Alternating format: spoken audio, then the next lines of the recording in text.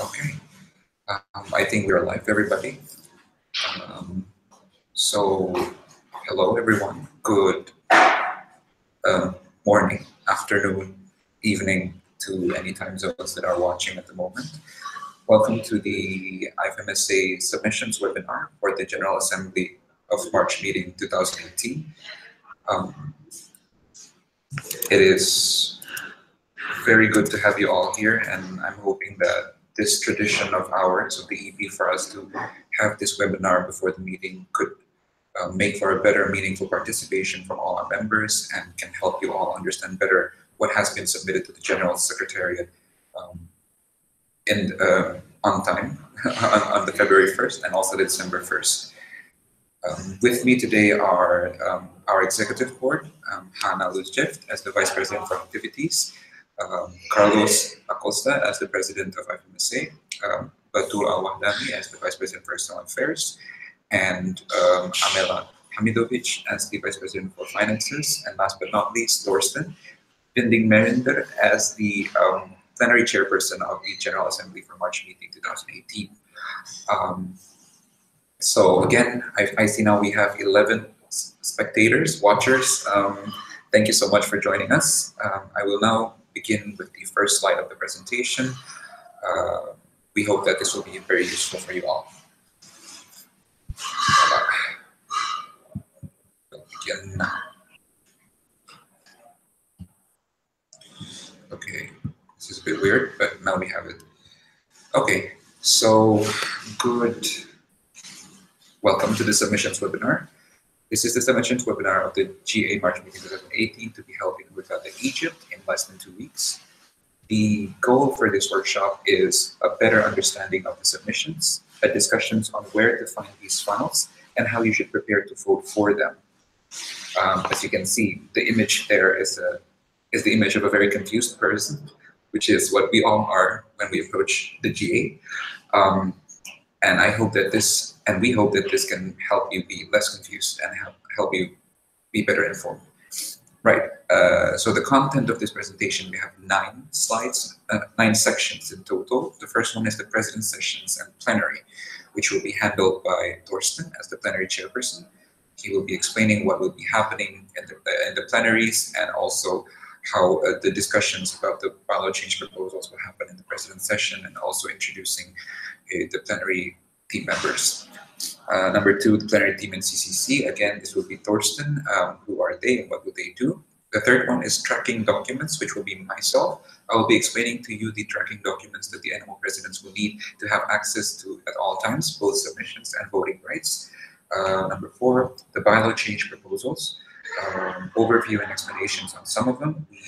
We selected 3 that we believe are the most complicated of the bylaw change proposals, and we have allocated time in this presentation to explain to you all what exactly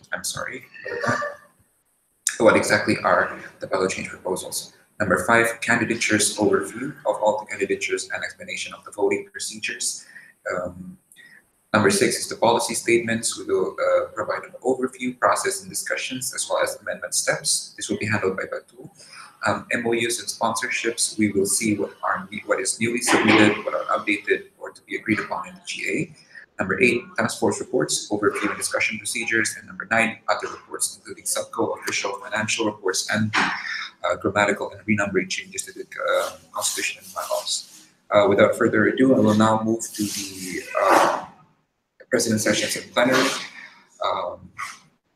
I will just be explaining the first line, and then I'll be handing over to Thorsten. But for the President's Sessions, it will be the session that all NMO presidents will have to attend. And for you all, it is absolutely important to be there at all times, or to have NMO representatives which are present in the sessions at all times. Discussions from the President's Sessions will then be brought over to the NMO hour, where you will have time to discuss with other delegation member who are also from other standing committee sessions. And then those discussions and the results of those discussions will then be translated into your votes within the plenary itself. You are encouraged to raise concerns and questions within the President's Session, because that is the session for you to actually ask about the going-ons of the Federation, what is happening, what has happened, what are the changes that we've done, and also what are the problems that we've faced so far. Next up will be explained, the three next points, and then the next slide will be explained by Torsten. Torsten, you can unmute your microphone and then go ahead with speaking. Thank you very much, Satya. So, good morning, good afternoon, good evening, everyone. As you've seen on the NMO server, and hopefully know by now, my name is Torsten Marinder, and I am the chairperson candidate for the March meeting 2018 plenaries. I'm looking very much forward to working with you all during the upcoming GA, as well as part of this preparatory webinar. Together with my team, the plenary team, and my vice chairperson, Federico Massola, we'll do our very best in guide you during this upcoming GA's plenaries. So, good morning and nice to meet you all. So basically what I want to talk to you about today are these strict procedures and the things that govern how plenary actually go. And these things might either be new to you, or these things might be things that people tend to forget. So we aim to reiterate them here, so you know what to do during plenary, what you can do, how to get involved. Essentially, I want also to start saying that the plenary is the highest decision-making body of the IFMSA. Therefore, there are really no major decisions that are actually taken outside of plenary. That is, plenary is where we do our formal process, where we decide how the federation should act and what we should actually do. As I mentioned in my email to the server, the last one was sent yesterday, there are pretty strict rules for the plenary, as briefly outlined by Satya also.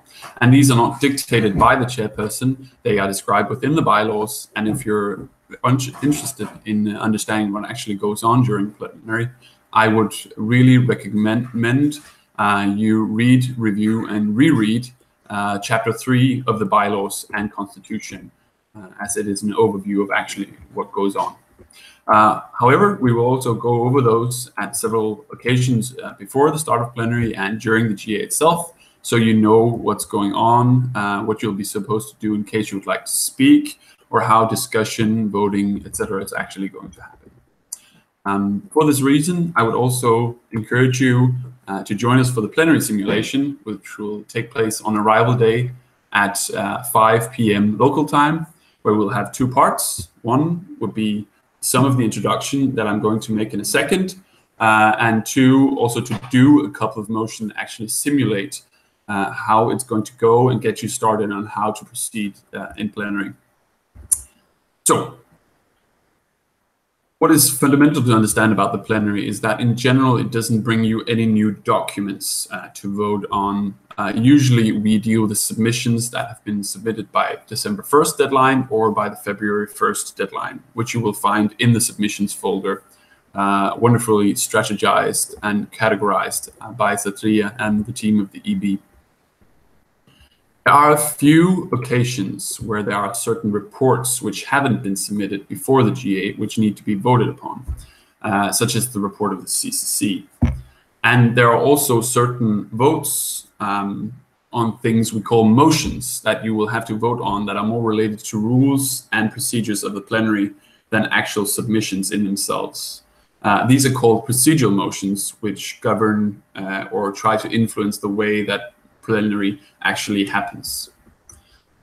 So essentially there are different types of things we can vote on, but what we do during plenary is the time that we can actually vote. One very crucial point to remember is that if you've submitted a proposal, it can be general proposals, it could be for a bylaw or a policy statement, etc. You need to submit a motion as well. A motion is the way in which NMOs or other members of the organization actually get things discussed and voted upon during plenary. So you need the two parts in order to pass by the submissions. You need the submission itself within deadline and in rules within the bylaws, and you need a motion in order to do things during plenary in general.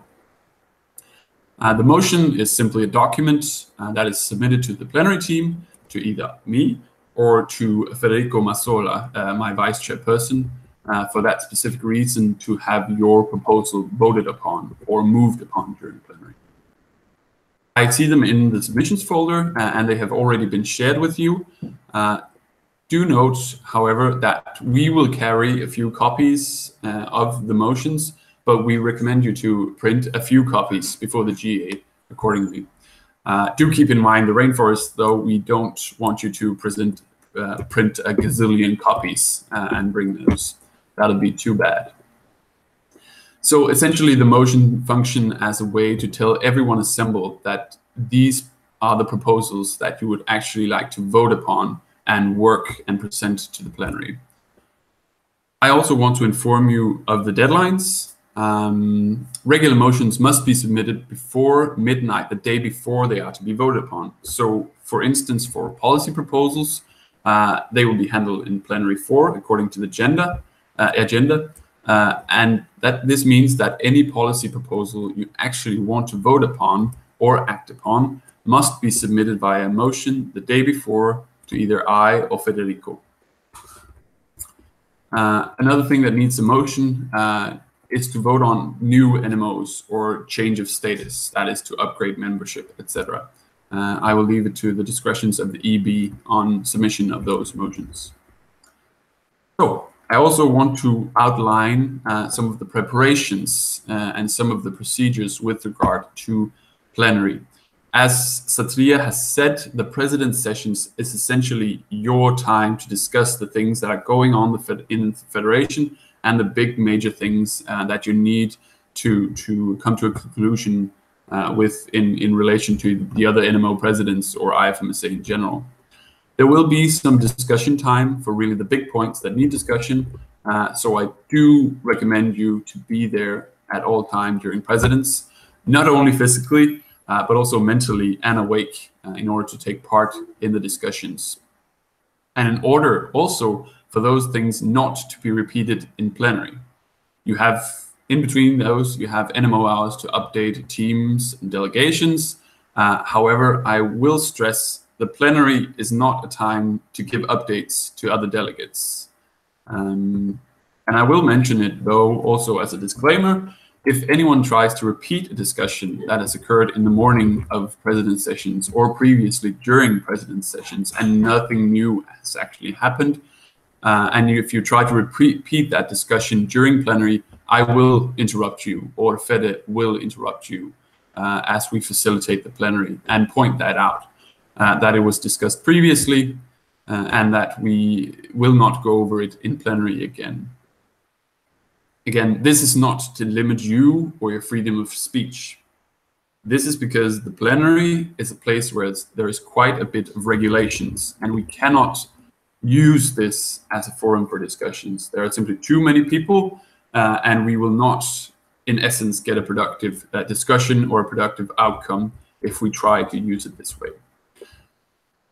So, most of the time, if you haven't been to plenary before, you'll see that if a discussion develops, the discussion will go around in circles unless it's mandated and coordinated quite clearly. So we will try to avoid big discussions or things that should be discussed during presidents to have them happen at plenary. The plenary is the time for people to vote. I do want to say, however, that there are certain occasions, causes where you have to set aside these rules. For instance, if something happens between president sessions in the morning and plenary in the afternoon, for instance, agreements or new formulations or major amendments for specific motions, absolutely, there should be a discussion, as well as we will try to include an explanation as to why things are happening the way that they do. We will stress again, we will try to be very informative and try to engage people so that we have informed decision-making. Naturally, I will allow discussion under these causes of major amendments or changes, of course, given within the constraints and rules and regulation that we have in the plenary. For the next part, I want to talk to you a bit about speakers lists, as well as speaking time and the ways in which you will be able to get the floor. Essentially, there are 3 ways to get speaking time, one of which ties into the other. So for the 3 ways, the first one is actually not a way for you to speak, but instead to outline a mistake that is happening in the procedures of plenary. Though we will do our very, very best, and we do each time for each GA, there might be certain things that are mistakes or need to be corrected within the procedures of plenary. For this instance, you can use the point of order. It is something that any one of the NMO presidents, officials, or other can put forward. And basically what you do is that you point out, well, what you say is point of order, and the NMOs raise their voting card saying this, and then afterwards you will be asked to speak on what's going on and what needs to be corrected during plenary. So, however, what I want to stress about this is that the point of order, as described in the bylaws, takes priority over almost anything happening in plenary. Anything except a vote, it will take priority over. So I will not interrupt if the voting is going on, but anything else, the point of order immediately puts that to a halt in order to address what is going on with the procedure, what is going wrong with the procedure in plenary. So essentially, if you point out point of order, I will have to stop. I will take your point of order, and you will explain what's going on. However, what you can say for the point of order is quite limited. Basically, it only includes something about the actual procedures that are happening that are not in line with our bylaws and constitution. So with that said, there are very few things for point of order that actually fit within using that. So remember to double check what you're going to say for point of order, because you risk interrupting any of the procedures that are happening, especially if your point of order is not correct. And also, as a disclaimer, if you misuse the point of order for 3 times during the plenary session, and I've warned you so, you and your delegation lose the right to actually use the point of order for the remainder of that plenary session. I will call you out if you misuse the point of order, because you will see that using a point of order during plenary is not just some brief thing. It's something that can potentially interrupt whatever we're doing and make everyone lose their thought process, as it is now. The second way, that is the first way, the point of order deals with the processes and procedures and mistakes in relation to those. The second way to get the opportunity to speak is the point of information. And the point of information really has 2 objectives. One, it is to add some new information, not a personal opinion, but new information, such as facts, to the discussion, or to ask a question to the speaker, to the chair, or to the officials. That's the first one. The second one was question, either to add or to ask the question. And it has another use I'll get to in a second. However, should you decide that you need more discussion than is actually possible via the point of information, as I've said, it's to add information or ask the question. You need to use your point of information to ask the chair to open a speakers list.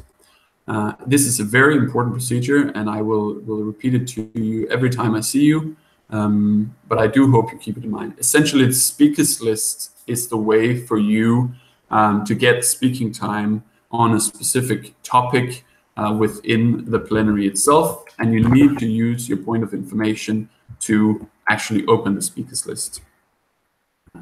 I will explain more both during the plenary simulations as well as the president's sessions on the first day of the president's session, so we can actually go through this and how you're able to do it so that we assure that you get involved. In essence, all of this ties into us having productive discussions. So, for speaking time, I want to communicate to you that people have a tendency to speak for a long period of time in the plenaries. And as I mentioned, there is a point where you can speak your mind, that is during the speakers list, and you can be put on the speakers list. so you can address with regards to the specific point. But I know that also some of you have things that you want to say other than with regards to a specific point, which you can use the speakers list for. So what I want to say with regards to like the length is here that we will, in continuation of previous GAs, be setting a time for each statement or intervention of 3 minutes. If it goes over 3 minutes, we will interrupt you and say that the statement is completed or the intervention is completed, and we will continue with the progress of the plenary.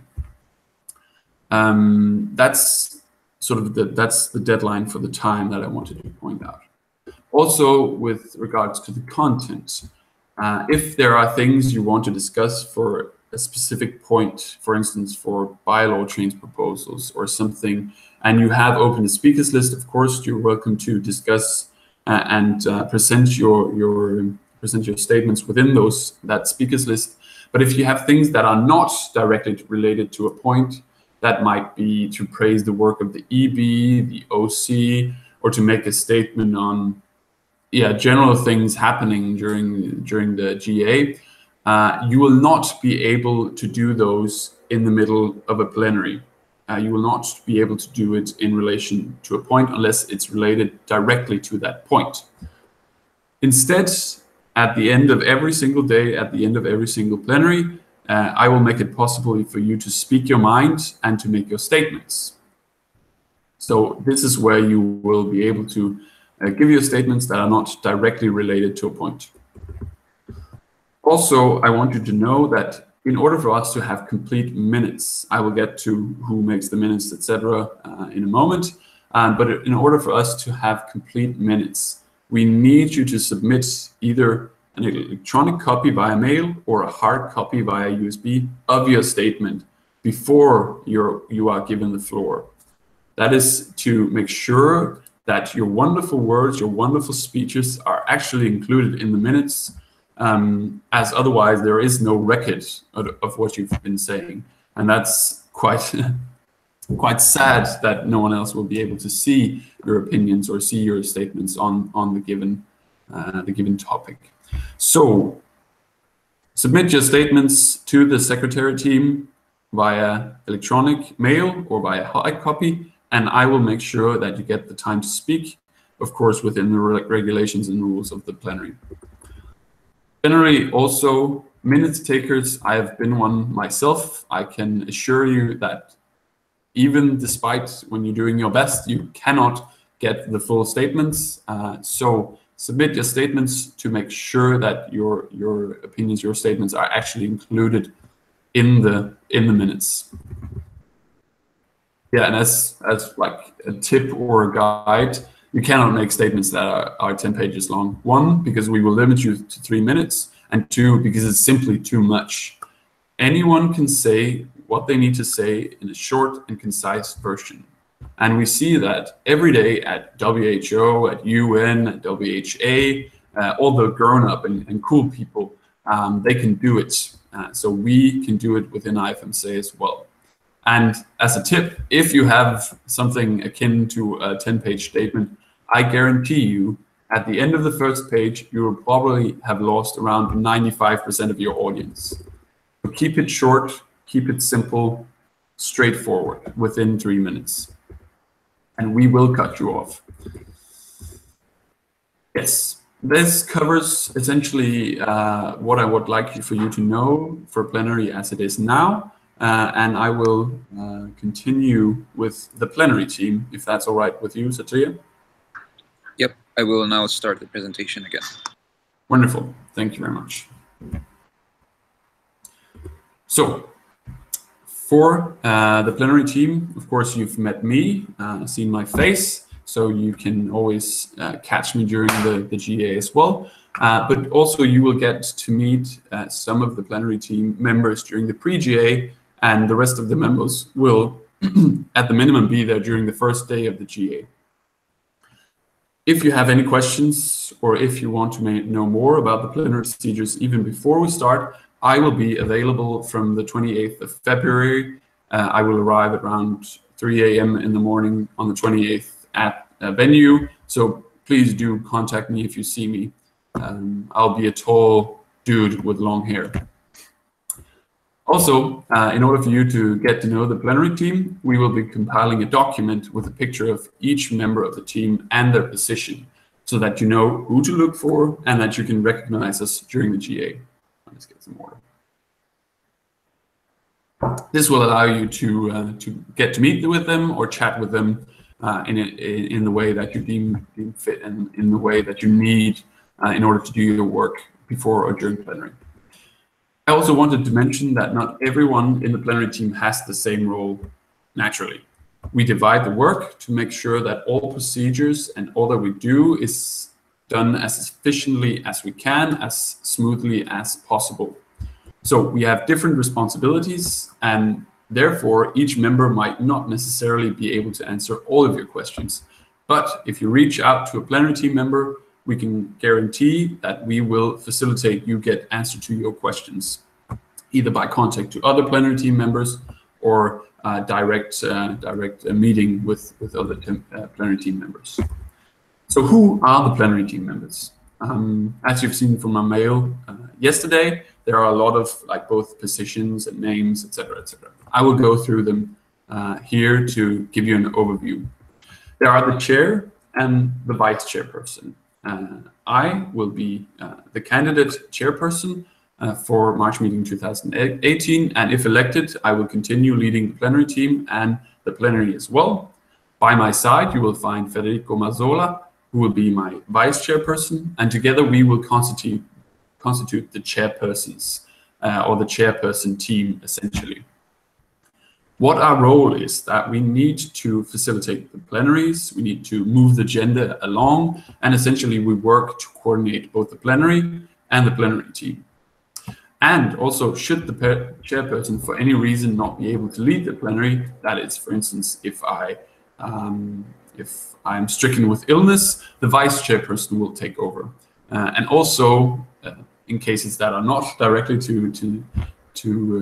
directly related to such unfortunate circumstances, I will coordinate with the vice chairperson, and he will lead the plenary. Essentially, what we're responsible for as the chair or the chairpersons, we will be responsible for the facilitation and proper conduct of plenaries.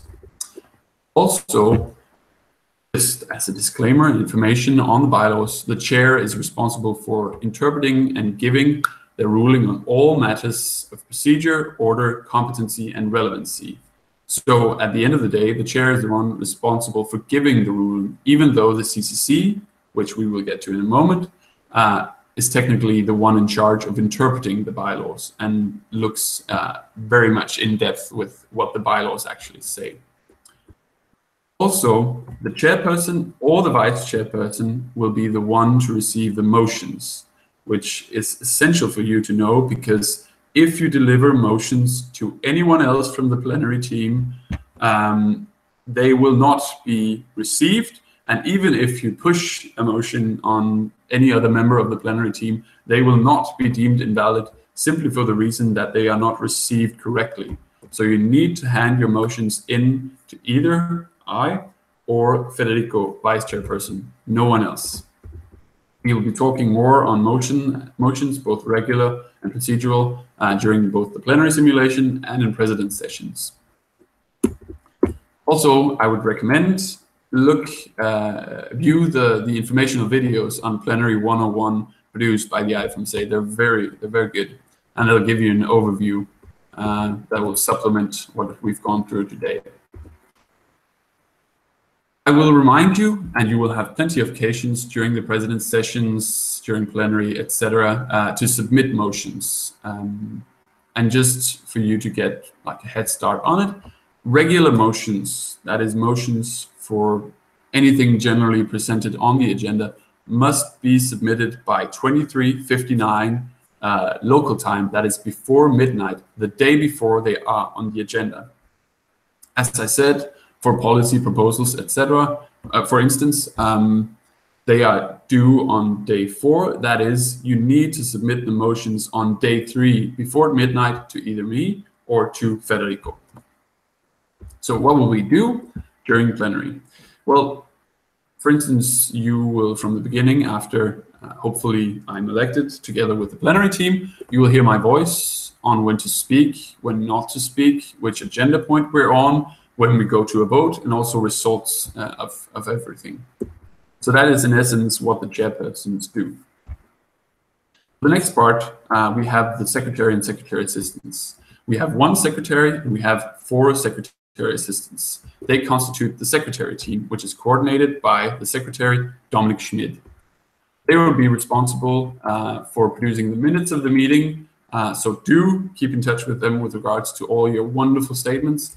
And at the GA, they will also be responsible for the work done producing the minutes.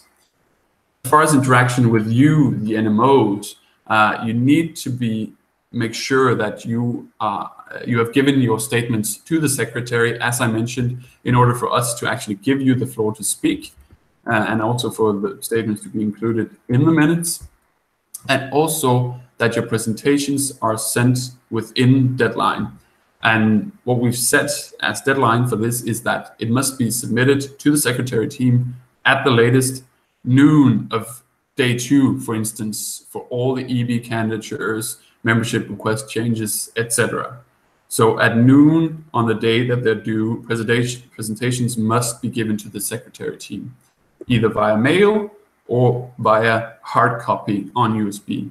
So keep those USBs at heart in case electronics fail. Also on sharing, we will try to share draft minutes of the plenary within 24 hours of the plenary having been concluded. I understand that everyone is busy during GA, there's a lot going on, and sometimes you might not have the time to look these through. However, I would like for you to look them through, and if you have made a specific comment or a specific proposal or question, etc., and you want for it to be included, do check the minutes and make sure it is as you would want it to be. Otherwise, we will have no way of knowing how you actually intended for it to be. Again, secretary and secretary assistants will not receive your motions. Even if you push them to, they will not be deemed valid. I and Federico will be the only ones who will receive motions. For the next part, we have a very interesting body of people. We have 5 members of the Constitutional Credential Committee, in short, the CCC. The CCC actually constitute an independent body that are responsible for all the technical interpretations of the bylaws and really looking through that we are doing things the right way, essentially. You will have a lot of communication with them during GAs in general, and they were a body that was selected constituting of IFMSA members. You can see their names as well as their positions and pictures in the document that we will send to you. As an example of how you will interact with them, if you have any specific questions about a proposal or a candidature being declared invalid, you need to go to the CCC. The CCC are also the ones who receive the credential forms, which mention you and your delegation in order for you to gain speaking and voting rights, if you have fulfilled all the other requirements. The CCC will also produce a report for you that details all submissions and the validity up and to the GA. This will be shared with you at the latest on day 1 and is set to be presented during president sessions on the 3rd of March at 12:30 p.m. as it is now. And they will go through the report and explain to you exactly what is going on, their reviews, their conclusions, as well as all the rules that govern the CCC and their process of thought. How did they arrive at these conclusions? Again, any questions regarding validation, bylaw interpretations in this respect should go to the CCC. I, as chairperson, will be happy to answer some questions regarding potential bylaw interpretations. However, the chairperson does not do validation of candidatures, application, etc. So bring your questions to the CCC if it's in relation to invalid candidatures. Other than CCC, we have the 2 returning officers, who are members of IFMSA, who will help out during plenary. The returning officer's primary job is at the plenary itself. They will be handing you microphones when you need to speak, handing out voting devices together with the CCC, and also other practical and logistical responsibilities. They do not have an interpretation role. The CCC are there for that. So do not give them motions. Do give motions to I or Federico, and do not go to the returning officers expecting that they have an opinion on invalid candidatures. In general, questions on plenary procedures goes to I or Federico, and bylaw interpretations, validation of candidatures and documents to the CCC. If there is anything at all you'd like to ask about, I'm always open to responding to texts or mails, or reach out to me during the GA or before the GA as well. If there is anything I have missed in the previous presentation, I'll be happy to talk about it. And in essence, I'd like to sum up that we of the plenary team are here to help you as best as we can through the formal processes of IFMSA, the plenaries, and to make sure that you have as good an experience as possible during the plenaries and during the GA. I think that about sums it up from my side. All right. Thank you very much, Torsten, for the very comprehensive explanations. Just as a reminder, in this live stream, there is the function of a chat, so you can ask any questions you would like to have answered right now, which is the function of a webinar as opposed to a video. So you can ask any questions you have, any confusions that arises at this moment, and we will allocate a time at the end of the presentations to answer these questions at the end. Right, so I'm going around. But thank you so much again, Torsten, and I will now be moving forward with the presentation. I'll be explaining about the tracking documents that we have. Bear with me because this will be a bit of a technical difficulties. So I will now share the presentation again with everyone. Here you go. So we have here 2 types of tracking documents. The first one is the voting rights and deaths tracking documents. This is something that is shared year per year by the VPM and the executive board to explain to the NMOs whether they are present or not in the General Assembly, whether or not they have updated their IFMSA.org, whether or not they have submitted their NMO reports on time, whether or not they have debts over 10 euros, and also the history of them filling up IFMSA.org and filling up their NMO report. As you know, NMOs that do not fill the NMO reports or update their IFMSA.org pages for 3 consecutive times are at risk of losing their membership. So this is also a means for you to review whether or not your predecessors or yourself in the past have successfully updated or filled, and for you to be more vigilant on things that are deciding whether or not your NMO have voting rights or not in this GA. The second one is the submission tracking documents. It is something that we also share before every GA for you to easily keep track of all the submissions, number 1. And number 2, also all the changes that comes during the meeting for the submissions. One of the best examples for this is the bylaw change proposals, because although bylaw change proposals are submitted on the 1st of February, there's always a chance that there are motions raised against it, amendments provided for it based on the discussions that are raised within the President's session. Another example for that is also the policy statement. Even though the 17th of February is the deadline for you to give your inputs directly in the Google Docs, you are still able to create amendments directly inside the General Assembly, which is not recommended because it would not be a good use of the plenary time, but it is an option, and that this submission tracking documents will help us keep track of what changes we make, what things are said on the proposals, so that you have one big document for you to keep track of all the going-ons within the plenary itself. I will now be showing you the submissions tracking first. I'm sorry, the voting rights and deaths tracking document first. Right, so it is shared with you a couple of weeks ago under the name Shared MM 2018 NMO Voting Rights plus Membership Status. Here we see all our 136 NMOs, and we have also the details of region membership status, whether or not they are attending March meeting based on the data that we have. NMO report, green means filled, red means not filled, yellow means late. We will still be using the data of the late, but unfortunately we will not provide leniency towards late fillings. IFMSA.org as well, updated or not updated, please keep in mind that it is very difficult for us to check whether or not you have updated the org pages, because we have to check one by one per profile. So the updates to this particular column might come a bit far in between. Other bylaws we will also be reviewing as we near the meeting, whether or not your NMO has any bylaws that is preventing you from having voting rights. For example, unfinished reports in the past or things like that.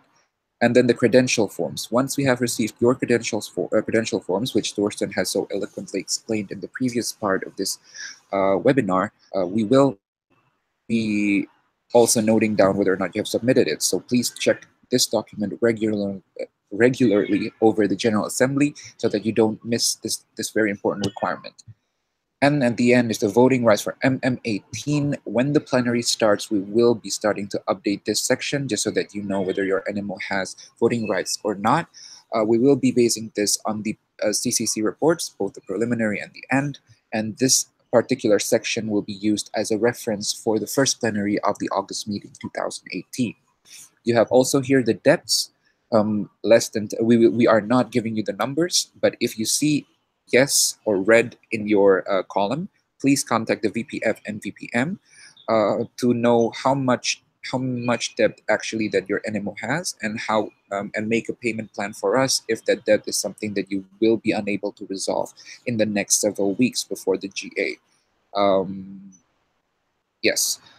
Also, previous NMO reports, previous IFMSA.org, as I have explained, 3 consecutive unfilled NMO reports or 3 consecutive unupdated IFMSA.org accounts will potentially result in your removal from the federation. So please be mindful of this and also review this and also see whether or not you or your predecessors have done this, have made this error before.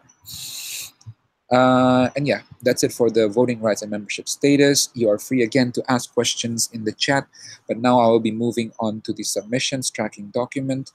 The submissions tracking document has 1, 2, 3, 4, plenty of tabs. So we have here the bylaws, the policies, the reports, the candidatures, the membership applications, the motions, and others.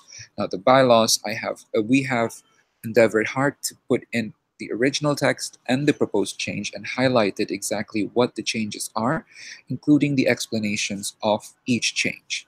The proposal numbering is for us to keep track on which item we are discussing, as opposed to citing the exact paragraph number of each bylaw paragraph. So please read this very, very closely, because bylaw change proposals are one of the most important parts of the GA discussions. Number 2 is policies. We have 9 policies that we are updating or proposing in this meeting. And there you have a link of submitted document to the GS and also link of working document. Please note that you are not allowed to make amendments beyond the deadline set out here. And most of the proposers have set 17th of February as the deadline for you to be able to give inputs, after which they will have 2 days before they have to submit the final version that will be discussed in the President's session. You will have both links here in the second tab of the submissions tracking document. Third one is the reports. We are putting all the reports that are submitted under the reports folder in the submissions tracking document, sorry, in the NMO folder. And you can see there are also links to each one of them. So you have very easy access here, both in, you can access the NMO folder, of course, but we have tried to make it as easy as possible for you to access the documents in question. And there will be more explanations later on these candidatures as well. You have the links there. The validity, as always, will be decided by the CCC. Membership applications also, including the amendments that are submitted on time on the 1st of February, and the motions for tab, which is for now it will be unused. And last but not least, others, which are things that are proposed newly, such as MOUs. So that's it for the explanation on the tracking documents. Again, I invite you to ask any questions if you have one, and be sure to not, to not rest in understanding. Am I making sense? I'm not making sense, but let's just move on. Right, so the next chapter, the next several slides will be explaining the bylaw change proposals that are proposed by the NMOs, and then following that by the SUBCO, and then following that by the TO, and we will especially be highlighting 3 big changes that we deem to be important for us to understand exactly what it means for us to be able to make an informed decision and vote accordingly based on your delegations and your NMO's opinions. I will now hand over the floor to Ms. Hannah Luchev. Hannah, if you wish to continue, you may now unmute your microphone and begin. Thank you, Sophia. So I'm going to go fast through the bylaw change proposals that have been submitted by the NMOs to the GS according to the deadline. So we have 4 bylaw change proposals that are submitted by the NMOs. Number 1 is from Lusaka, Kenya and Burkina Faso regarding the bylaw paragraph 1.4, and it is to change the official language of the Federation from English to English and French.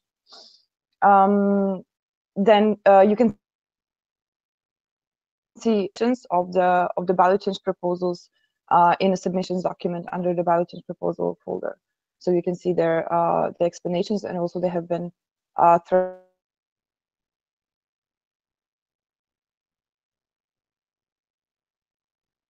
that based on the proposals.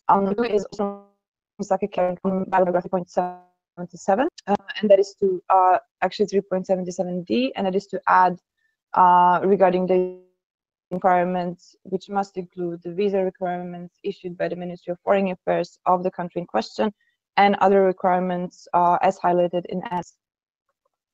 The third one is the submissions from Students for Global Health UK and Slum 6 Slovenia regarding, this is the chapter regarding programs, more specifically the bylaw paragraph regarding the requirements for a person to apply to be a program coordinator. As it currently states, the person has to be a medical student, and I would like to change it to be a healthcare student. And we have number 4, that is from Lusaka, Kenya and Burkina Faso, which is regarding the Annex 6, paragraph 1.35 regarding the visa.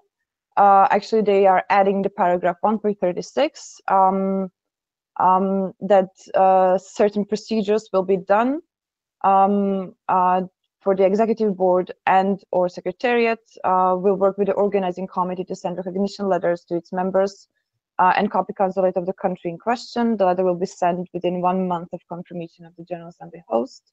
That the organizing committee will share the visa requirements as highlighted in bylaw 3.77D, and that the NMO and their delegates will work hand in hand with the organizing committee and the country consulates with regards to their visa applications at their early convenience as to avoid possible disappointment.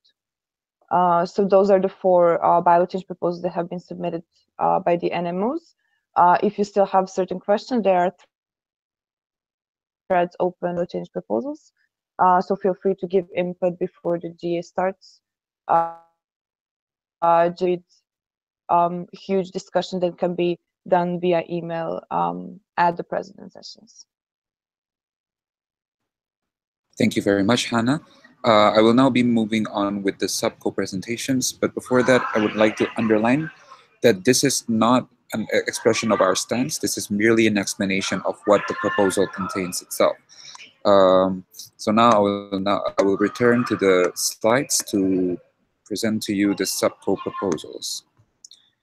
Okay, so the SUBCO submitted 4 different proposals to the 2.18 which says that change of membership status needs two-thirds vote from the voting members that are present in the General Assembly. The second one is the changes on the 3.71, which limits the amount of candidates from of EB from one country, to make sure that there are no disparities and other imbalances that the bylaw itself, when it was created, was intended to prevent. But this will clarify exactly how many EB members and how we can actually clarify that. 3.75 is an underlining. The subco would like to submit a change of bylaw of explanation on the strength of the CF to make sure that it is clearer that the candidature form entails responsibility by the NMO towards the whatever candidate they are signing that for, and also the subco is proposing that the support for the candidature form lasts for the entire term, to make sure that whatever support given by the NMOs will not be compromised in the middle of the term, and thus leaving the federation and also the person in question in financial or legal jeopardy. The last one is changes for Annex 1, 1.3, which are clarifications on subco election deadlines, which are previously quite unclear, but now you are able to see those changes in the submissions document. And you are free to raise any questions to the subco or to the EB executive board, actually to the subco as the proposers before the GA or during the GA itself. Now I'm moving, again, questions can be raised at any time. Please do so through the available chat. Now the next slide is the bylaw change proposals of the TO, which will be explained by Batul. Batul, you may take the floor. Hello, everyone. I'm going to go fast through the bylaw change proposals, which were proposed by the team of officials. So we're going to start with 3.6. 3.6 speaks about adding another category to the GA spots, which is for IFMSA international assistance, in order to secure for them some spots so they wouldn't have to go through their NMOs to get seats to attend the GA.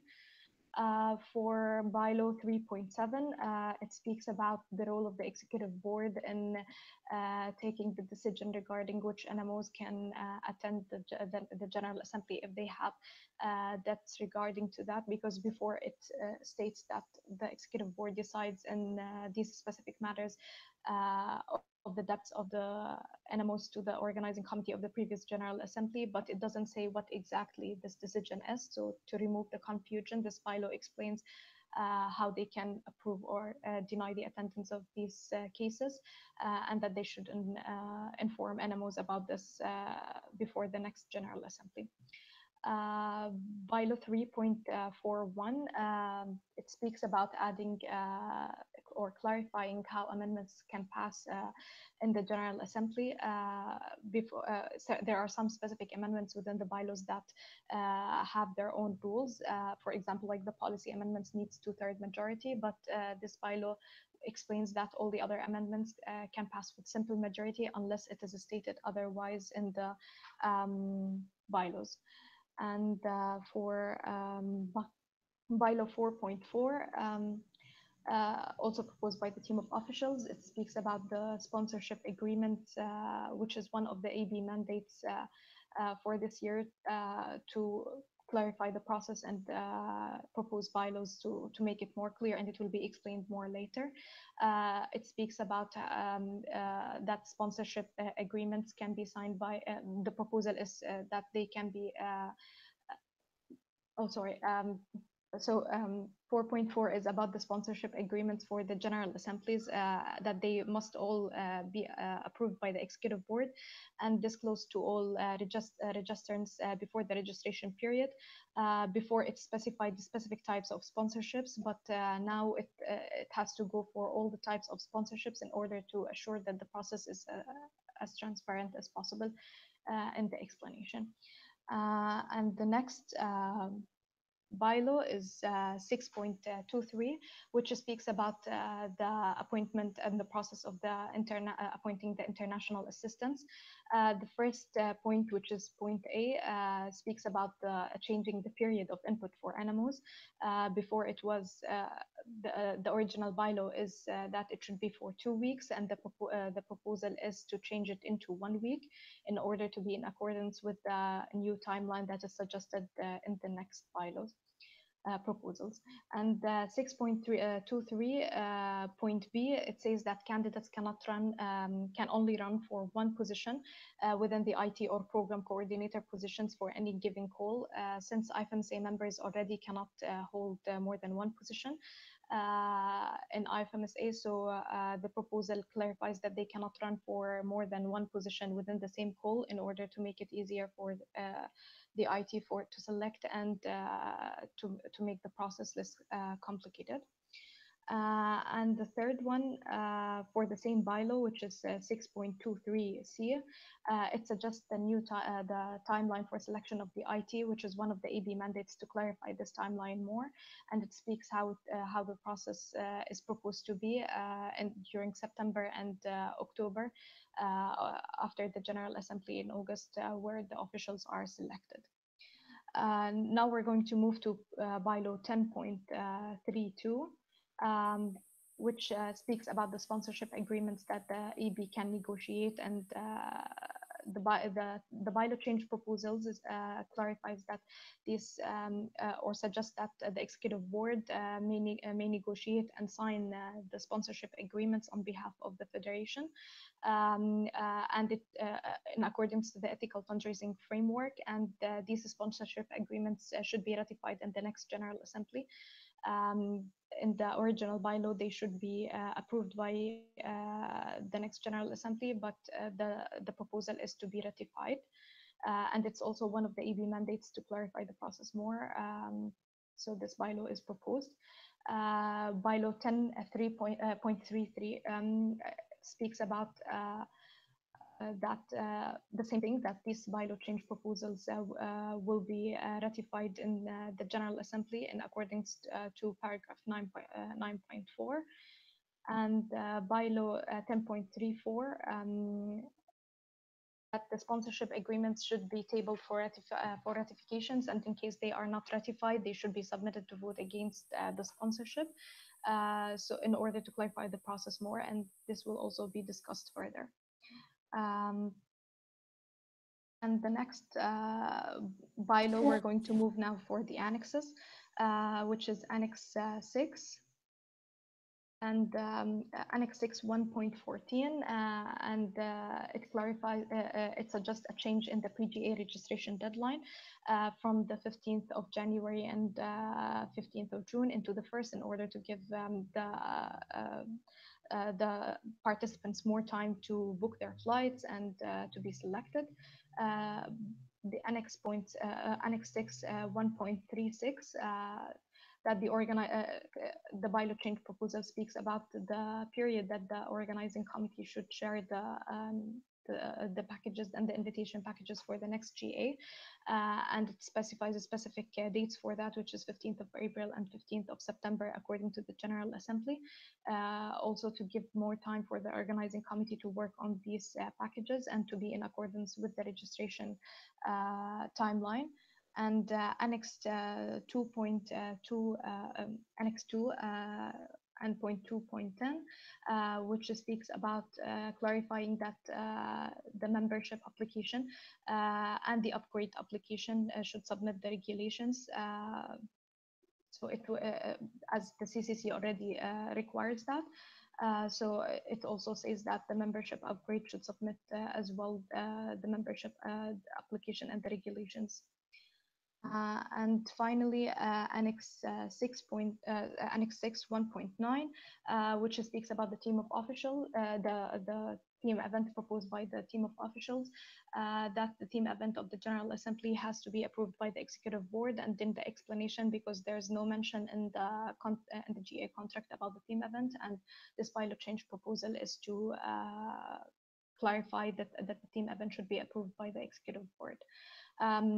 I just want to say that these explanations does not, as Satria said, reflect any certain position or anything. It's just the explanations that are submitted with the bylaws.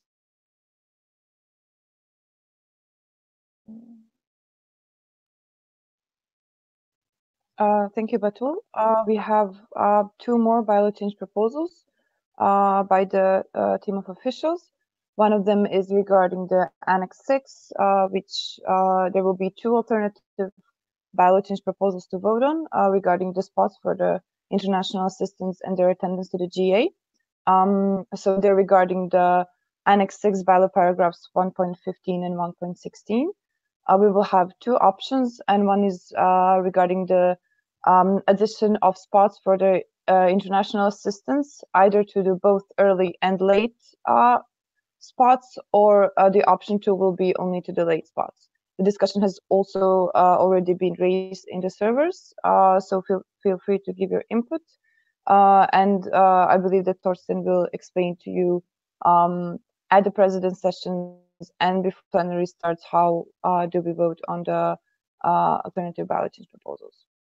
And there's also Annex 7, bylaw paragraph 2.4 regarding the EB presence at the regional meetings.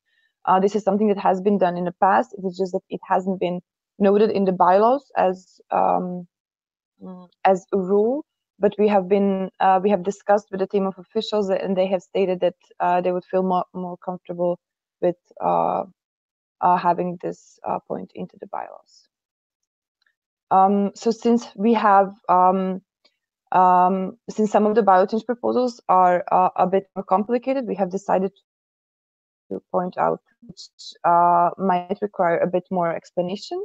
So I'm going to start with the first one. This is the bylaw change proposal regarding bylaw paragraph 6.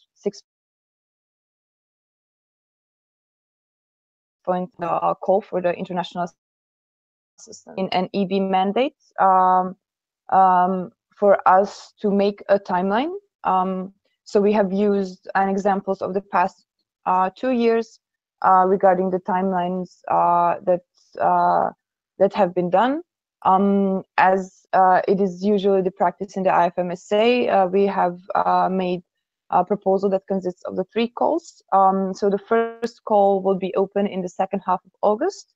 It will last, the call will be open for 14 days, as is usually the practice also for the external meetings. Delegations, it will be closed at the beginning of the September, and the selection will be done during the first half of the September. The second call will be open during the second half of the September. It will last for 5 days. And the selection will be done during the second half of September. The announcement of the selected applicants for both first and the second call will be done on the 1st of October, as usual during the past years. Then we will, in the case that it is needed, we will also have the third call, which will be opened in the first half of October. It will last for 5 days, and it will be also closed during the first half of the October. And the selection, when the selection will be done, and the selected applicants will be announced right after that.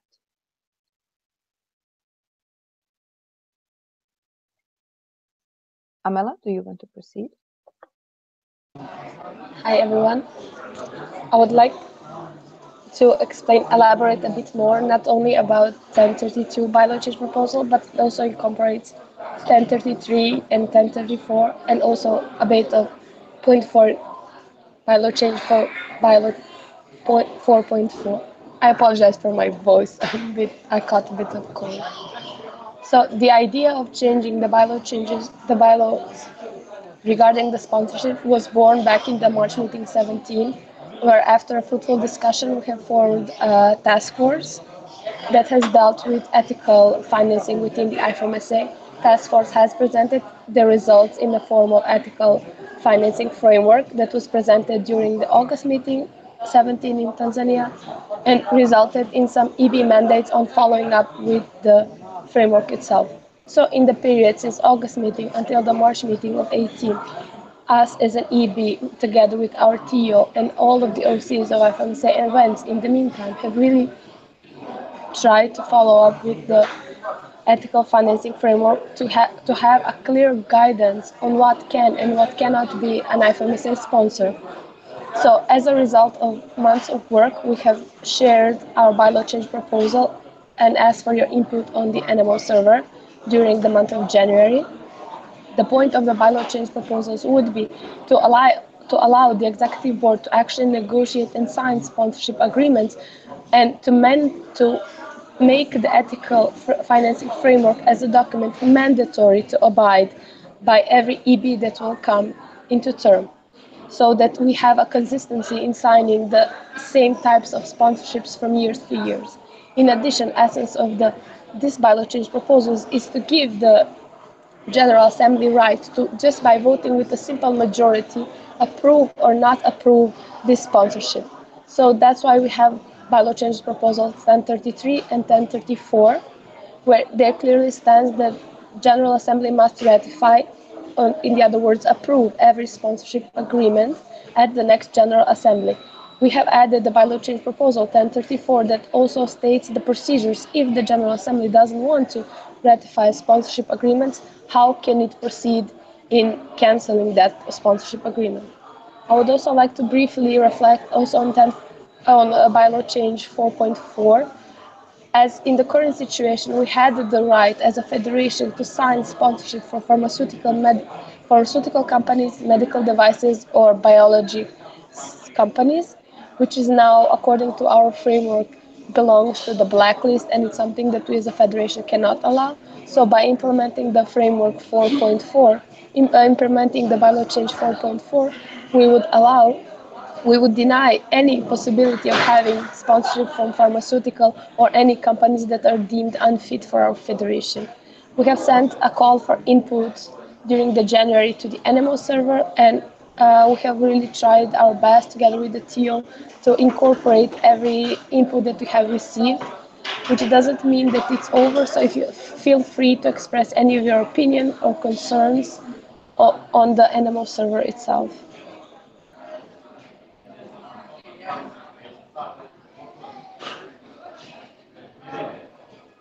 Okay, thank you. I'm going to start then with the third bylaw change proposal that we would like to briefly explain a bit more in depth. So this is regarding, as I've already mentioned, Annex 6, bylaw paragraphs 1.15 and 1.16, and the spots for the international assistance at the GAs.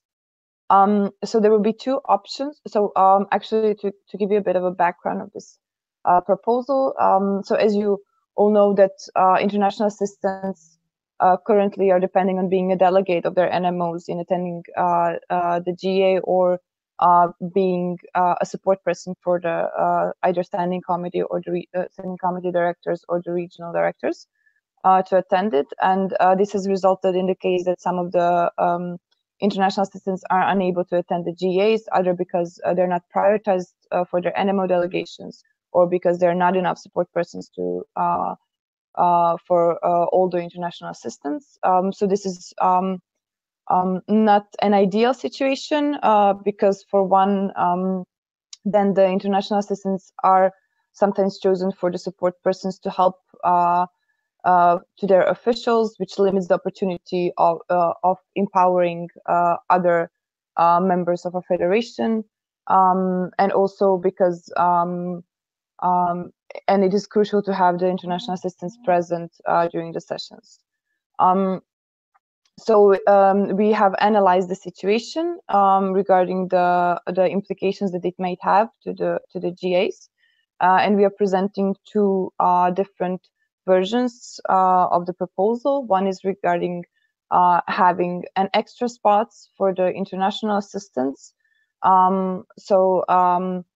That are both early and late spots, which means that there will be 3 international assistants per standing committee appointed by relevant standing committee directors, and 1 international assistant per region for the early fee, and also 3 international assistants per standing committee and 1 international assistant per region for the late fees. The option number 2 would be to have only late spots, which means that we would have 6 international assistants per standing committee and 1 international assistant per region for the late fee only. So this bylaw change proposal would be included in the Annex 6, where it is specified on the extra spots that are provided by the GA hosts. This specific ballot change proposal would not cover all the international assistance because the number of international assistance also varies from term to term, and we are not comfortable in suggesting that all the international assistance should have a spot, but we have chosen a coverage of approximately 67 to 75% of all international assistance as per the current term. So we've also analyzed the financial reports and the proposed budgets of the 4 out of the last 6 GAs. Based on this, one of the GA would potentially have been negatively affected by a mix of early and late spots due to the average income of early spots compared to the cost of accommodation. The other 3 GAs were not negatively affected by the mix of early and late spots. That means that the proposal that is the option 1 as it has been specified. So we have also sent a call for input on the NMO servers, and we will be happy to receive more input from you, and also feel free to ask the questions in the chat now. Thank you.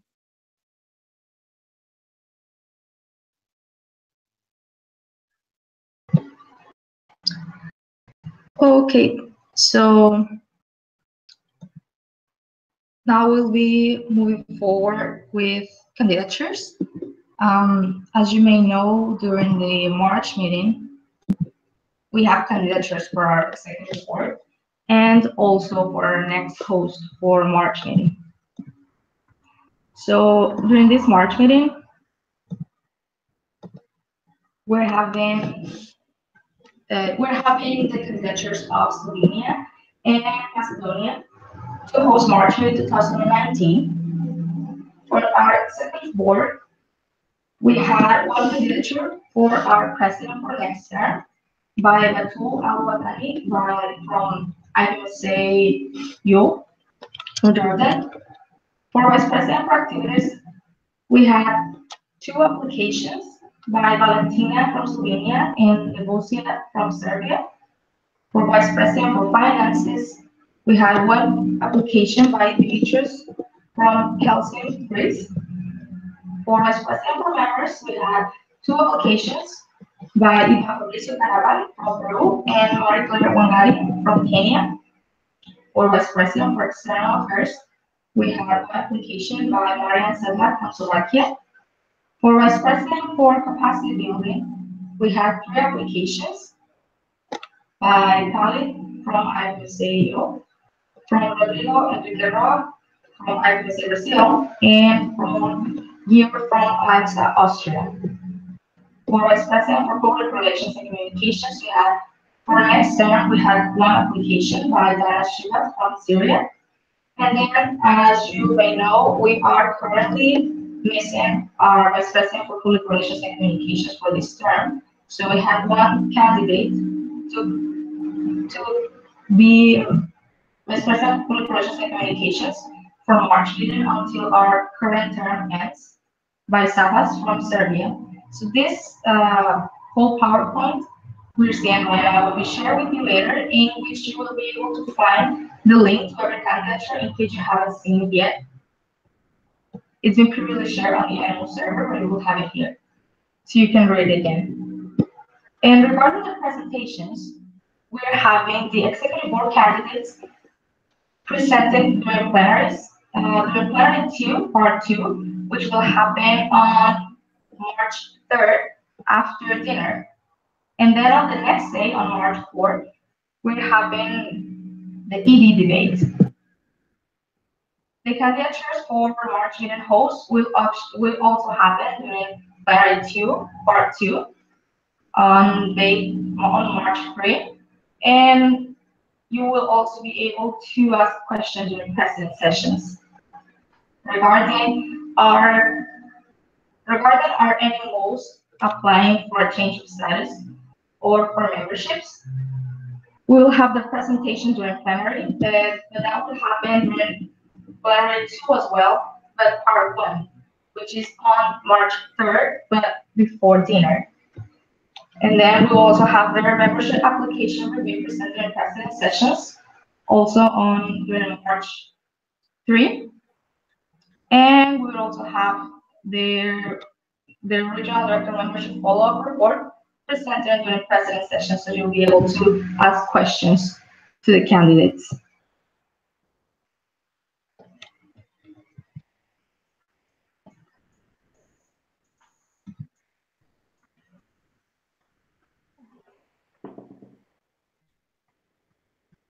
So now we're going to speak about the policy documents and the policy process in the next General Assembly.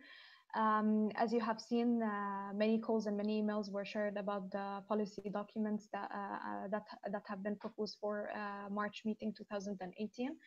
And we're just going to go over a briefing of the process that will be held. So for March meeting 2018, we have 9 policy proposals. 6 of them were proposed by the team of officials and the 3 were proposed by NMOs. The ones which are proposed by the team of officials are the universal health coverage, non-communicable diseases, gender equity, global health workforce, social accountability in medical schools, and antimicrobial resistance. And the ones proposed by NMOs are neglected tropical diseases and the drug reform and ethical medical placements abroad. In the submissions tracking document, you can see the link for the submission and the link for the working document. And we will explain what is the difference between both. They are not different, they are actually the same, but why we have both a bit later. So for the timeline of the policy process for March meeting, you already have seen that the policies drafts were shared by the 10th of January, because according to the bylaws, these drafts should be shared with NMOs for input. So a lot of NMOs already contributed to the drafting process of the proposed policies. By February 1st, these policies were submitted either by the TO or or co-proposed by NMOs, and according to the bylaws, it should be 2 NMOs from different regions. According to the bylaws, by February 19th, we can receive amendments to these policy documents, and they can be accepted directly by the proposer. For the policies that are proposed by the team of officials, we have decided to make a shorter internal deadline, which is the 17th of February. So we can have 2 days to accept these amendments in order to be able to share them on the 19th. The amendments should be shared on the 19th, and the final version of the policy document will be shared, so you can know which document is going to be discussed in the GA. So today is the 17th of February, so you still have a few hours if you would like to add or to check the policies and add any amendments. We are accepting amendments in the forms of emails or comments on the documents, and that's why we have the link for the working document in the submissions sheet, and they have been all shared on the server. So you can enter these documents, check the policies. They are the same as the ones in the link for submission, but in a working document, and you can add amendments and suggestions in the next few hours. After that, we will be discussing these amendments and deciding whether to incorporate them or not, and they will be shared on the 19th of February for all the policies, whether by the NMOs or by the TO, in order to clarify which amendments have been accepted and the reason for that. During the March meeting, the policies will be presented during the first day of the General Assembly, according to our bylaws. So in the President's session, they will be presented, but their discussion will happen on the 3rd day of the General Assembly. There will be different discussion sessions for each policy, and I encourage you all to encourage your members, all of them, to attend these discussions for the policy documents, because they do not only discuss these proposals, but also how to implement them on a national level, and to move further with them from local to global and so on. So these discussions are very useful, and we will focus on the implementation of the policies in these discussions. We would not prefer to receive any amendments, at least for the TO proposals, after the 19th of February, because they will have to be voted upon in the General Assembly, and each amendment needs 2/3 majority in order to pass. But the reason we have all of this period of input for the drafting process and the submitted policies is to avoid as much as possible last-minute amendments, in order to make sure that everything we add to these policies have been studied and discussed enough. So please, if you would like to add anything, we still have few hours to do that. This is for the policies. The policies would need also 2/3 majority in order to be adopted, which will be voted upon in the plenary. And the next thing that we're going to discuss is the reports, and I will be speaking about the MOUs and the sponsorships, which is the commitment, which are the commitments reports. So for the commitments reports, as you know, IFMSA has a lot of commitments to several partners and externals and partners we deal with because of grants. So these commitments have been reported through the commitment report, which should be submitted according to the bylaws by the 1st of February. And you can find these reports and a link for them in the submission submission document. We're not going to go over each one of them, but you have to understand that, for example, we have reported the grants that IFMSA has received in the past period, and the MOUs that IFMSA have with other organizations. We have reported our work with them, and you can check the progress and evaluation of the past period and plans for the next period in these specific documents. For the General Assembly, we have 2 MOUs proposals. The first one is AMSA, which is for the Asia Medical Student Association. And we already signed with AMSA a lot of MOUs so far. So this is also to renew our relationship because it expires in March meeting 2018. So the proposal is to renew it, and there are some changes to it. You can check it in the document, which is in the submissions tracking document, and it will be discussed in the president's session as well, so you can read it, and if you have any questions, you can you can contact before the General Assembly the official who is responsible, which is the RD for Asia Pacific. You can send emails about it and open a thread of discussion, or you can just ask these questions directly in the president's session in March meeting. And the second one is a new MOU, which is the Global Climate and Health Alliance, and the official who is responsible for that is the liaison officer for public health issues. Sana, you can contact her and discuss with her any points you have.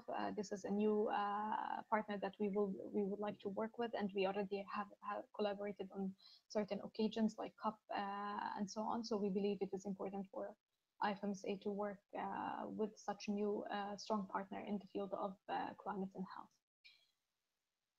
And I guess that's it for the commitment reports and the MOUs that are proposed. And we move now to the task forces. All right. Thank you very much, Batul. Again, we're seeing one question so far inside the chat links, but we'd like to remind you all to please ask your questions. There are 22 visitors, watchers here. Please don't hesitate to ask any questions. We will try our best to answer at the end of the sessions. We have 3 task force reports. Right now we're nearing the end of our webinar. The 3 task force reports are respectively on the Task Force of United Nations, for United Nations, Task Force for live streaming and online voting, and also Task Force on gender representation and empowerment. Each of which will be presented by their respective EB contact persons. The Task Force UN will be by Batul, the Task Force live streaming will be by myself, and the Task Force for gender representation and empowerment will be by Carlos. So I suppose right now I'm going to switch back to the screen, and we will begin the explanation on this right now. Right, so for the first one, Task Force for United Nations, Batul, you can go. Yes. So for the Task Force of the United Nations, the Task Force has submitted their report, and you can also check it within the submissions documents. The report goes over the work of the Task Force during the past period. The Task Force was selected at the beginning of the term, and they worked on creating their annual working plan. They shared it with NMOs for input, and they finalized their annual working plan for the rest of the term. They also focused on establishing the linkages between the 2030 Agenda for Sustainable Development and our work in IFMSA. And you can read more about it in their annual working plan and in the report as well. And their third activity or the other activity was as well to focus about capacity building and the importance of equipping members with the skills they need to establish the linkages between the UN processes and external representation and the work we do in IFMSA. The UN task force will be organizing the pre-GA, which is the global health advocates, along with the external team and the liaison officers, and which will establish the linkages between our work in IFMSA and the Sustainable Development Goals. So mainly the work of the task force was mainly focused on capacity building and establishing these linkages, narrowing down the areas that they would like to focus on, and finalizing their annual working plan. And if you have any questions regarding their report, you can contact the task force coordinator, which is Alicia, and you can find her email in the report, and you can contact as well the external team and myself if you have any questions.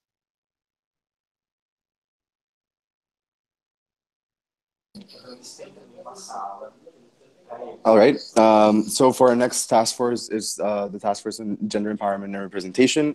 So as you recall, this task force is basically trying to close the gender gaps that we might find in IFMSA, or at least coming up with the data to do so. So the task force has been pretty much engaged in gathering the not input, but like the information on gender empowerment and representation from the NMOs recently. And something that has been very interesting as well is analyzing the current IFMSA leadership structures and past leadership from the history of IFMSA in order to analyze the gender gaps present there and how to alleviate those.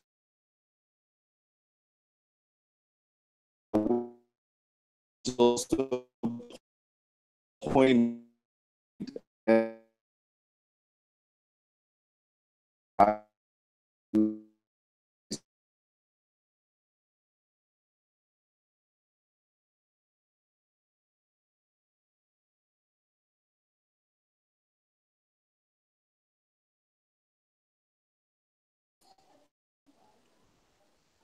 Okay, it seems like there's a technical problem. Carlos, can you? We last heard you at alleviate the gaps. Can you try to repeat your explanation from that point? Hello, can you hear me better? Yes, now we can.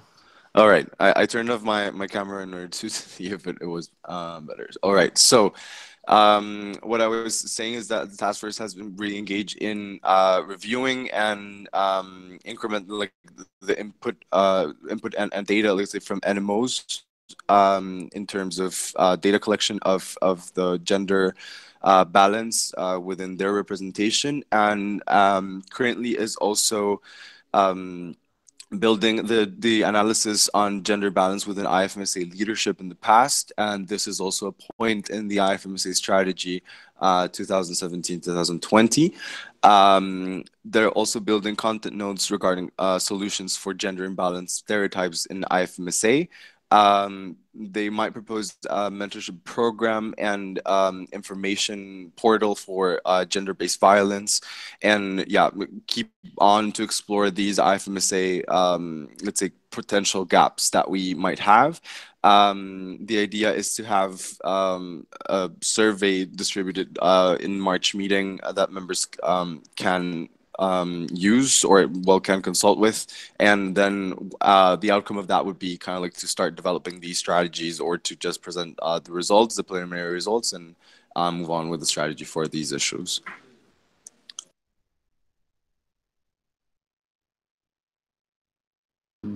All right, thank you very much, Carlos. I will now return back to me again. Hello, everyone. So this is the penultimate explanations in this before the other reports, which will be handled again by our VPA. But the task force for live streaming and online voting, after some personal changes happened in the middle of the term, I am now the EB contact person for this, and we have performed a lot of research on the possibilities of live streaming, especially in March meeting, because the mandate that was given to this task force was that for March meeting, they needed to focus on live streaming, and subsequently for August meeting, they will need to focus on online voting. So for now, what they did as a task force was that they, this is all contained in the report, but I'm trying to just summarize the contents as best as I could. The first one is information collection. They first looked through the things that we already did in the past, especially the work done by the small working group for NMO participation barrier. It was a very enlightening research that they've done. We based some of the parts of our reports on the findings that the small working group has found. Online meetings, we had several online meetings to discuss different aspects of the live streaming, the technical aspect, the privacy aspect, and also mostly the technical aspect, because there's a lot of technical issues to be dealt with if we are to stream the GA itself. Audience, we also discussed which audience we will target with this live streaming. So far, for the pilot project, we will only be streaming the plenary sessions, and thus the audience for this will be only the NMO presidents at this moment. The reason for this limitation is because we are, as of right now, unsure on how to make sure which parts of the plenary sessions can be streamed to which people, and we don't believe that a lot of the parts of the plenaries could be streamed to people who are not members of IFMSA. So until we are sure on how to limit the participation and target specifically our members, we feel it would be safer for us to simply focus on the NMO presidents. Please note that since this is all pivotal issues, but we will be trying to our best to make sure that this does not happen. Sessions to be streamed, you can check the report. We have color-coded the sessions inside the plenaries to see which parts are streamable, which parts are not, should not be streamed, and which parts could be streamed if the time allows. Technical needs, data consumption, these two things we research what sort of devices we should use, what sort of platforms we should use, how we can gain access to reliable internet, and how many gigabytes would we need for online streaming should we use a device that is quota based. So if we are not using a Wi-Fi, we will also need to calculate the data consumption rate, and we have done that exactly, and you can see the result of that inside the task force report. The person in charge for this meeting will be one of the task force members, which hopefully will make it into the meeting. If not, it will either be the VPM or the VPPRC once we have one. And the streaming platform would be Google Hangouts on air. So it will be a lot like this, like the webinar, and we will be limiting the participation to those who have the ifmsa.org account. So it's instead of the YouTube event, it will be a Hangouts on air event. So that's it. That's all for the explanations for the task force of live streaming and online voting. We will now move to the last slide of this presentation, which will be delivered by Ms. Hannah Luchev, Dr. Hannah Luchev. Go ahead, Hannah. Thank you. The last slide of this presentation is the other reports that have been submitted. So this is the official reports, the official midterm reports that have been submitted by the February 1st, which will be voted during the plenary to be adopted. Also, there is the VPA report on grammatical renumbering changes to the Constitution and bylaws. According to bylaw paragraph 1.27, VPA, who is also serving as Secretary General, is allowed to make grammatical renumbering changes. I have compiled this report, and it will be sent to the NMOs during the next week. Then we have Supervising Council report. It has been shared, the preliminary one, together with all the other submissions, and it can be located in the NMO folder. And the last one are the financial reports. So as you know, we will have a financial committee during this General Assembly, as in all the other General Assemblies, and we will need to adopt their report during the 5th plenary. We will also need to adopt the reports of the previous GAs for the ones that haven't been adopted yet. We have received one submission that is from the March meeting 2017 from Montenegro. And as you know, also we would need to adopt the reports, the financial reports of the Federation from the past years that have not yet been submitted. All right. So for now, that is all the information that we would like to share. If you notice, that is the part that I always close my emails with. But I have received one question actually, and as we promised, we will now be answering questions that you raised all throughout this meeting. Unfortunately, there's only one. So this one question is from Muhammad Al Fadala. I'm sorry if I'm not pronouncing that right. The question is, were the voting rights shared via email? If not, where can I find them? So the voting rights was shared.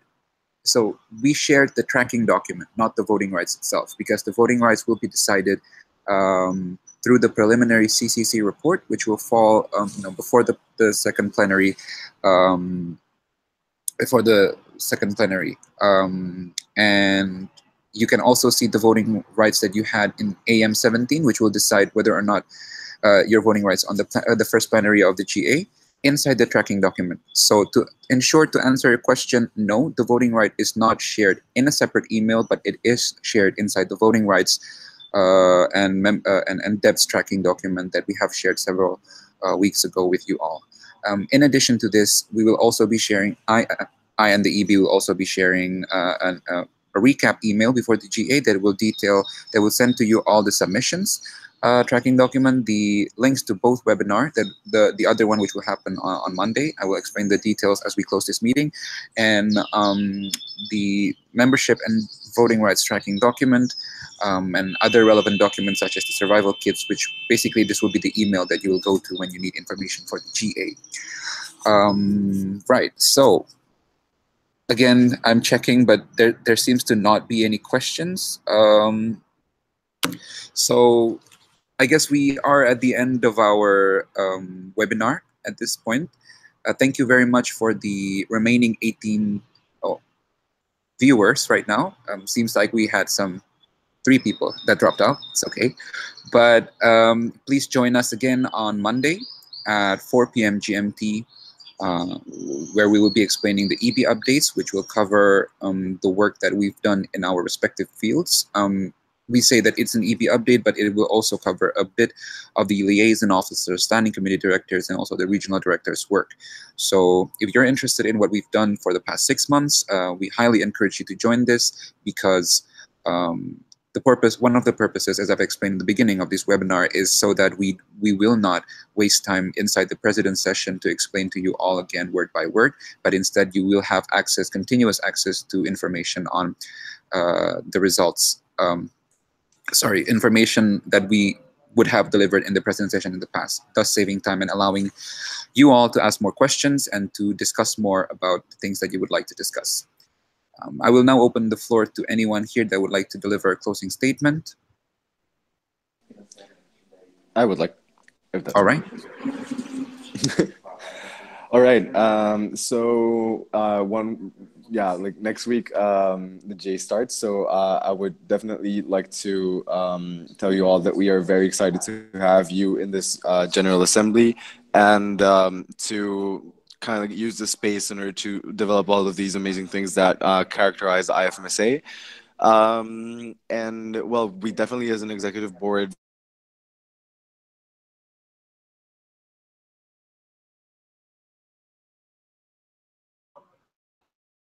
Okay, Carlos, you're cutting out a bit. Maybe you could repeat from a bit back. Hello, Carlos? Okay, it seems that Carlos is not connected anymore. So anyone else would like to deliver anything? I see none. Thank you very much then for your attendance, for the 20 viewers, and also the wonderful 7 presenters, including myself. I'm sorry for calling myself wonderful, but we hope to see you on Monday, and we hope to see you in the GA as well. Don't hesitate to approach us at any time between now and the next webinar and the GA itself. We will try our best to answer any of your questions and concerns. Have a nice day, everyone. Have a nice night, morning, noon, and hope you are spending the weekend good with your families as well. Good night. Oh. Okay,